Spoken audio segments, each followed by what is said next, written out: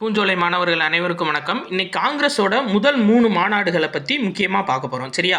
முதல் மாநாடு 1885 பம்பாயில் நடைபெற்றிருக்கும். யார் தலைமையில் அப்படின்னா WC பானர்ஜி தலைமையில். இதில் சிறப்பான விஷயம் என்ன அப்படின்னு சொல்லி பார்த்தீங்க அப்படின்னா 72 பிரதிநிதிகள் கலந்துக்கிடுவாங்க. அதில் 22 பிரதிநிதிகள் சென்னை மாகாணத்தை சேர்ந்தவங்க. சரியா?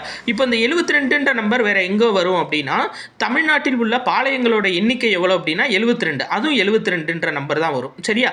சரி, இப்போ 72 பிரதிநிதிகளில் 22 பிரதிநிதிகள் முதல் மாநாட்டில் கலந்துக்கிட்டாங்க. இதில் முக்கியமானவர் ஜி சுப்பிரமணியம், அதாவது தி ஹிந்து சுதேசிமித்திரன் பத்திரிகையெல்லாம் ஆரம்பித்தவர். சரியா?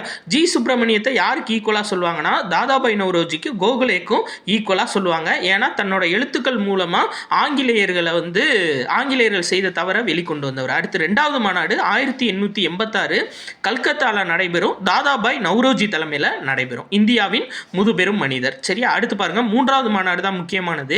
ஏன் அப்படின்னா சென்னையில் நடைபெற்றிருக்கும். எங்கே அப்படின்னா 1887 ஆண்டு 1000 விளக்கு அப்படின்ற பகுதியில் மக்கீஸ் கார்டனில் நடைபெற்றிருக்கும். இதில் 607 இந்திய பிரதிநிதிகள் கலந்துருப்பாங்க. அதில் 362 பேர் சென்னை மாகாணத்தை சேர்ந்தவங்க. யார் தலைமையில் நடைபெற்றிருக்கும் அப்படின்னா பத்ருதீன் தியாப்ஜி இவர் தலைமையில் நடைபெற்றிருக்கும். ஸோ காங்கிரஸோட முதல் முஸ்லீம் தலைவர் யார் அப்படின்னா பத்ருதீன் தியாப்ஜி. நன்றி.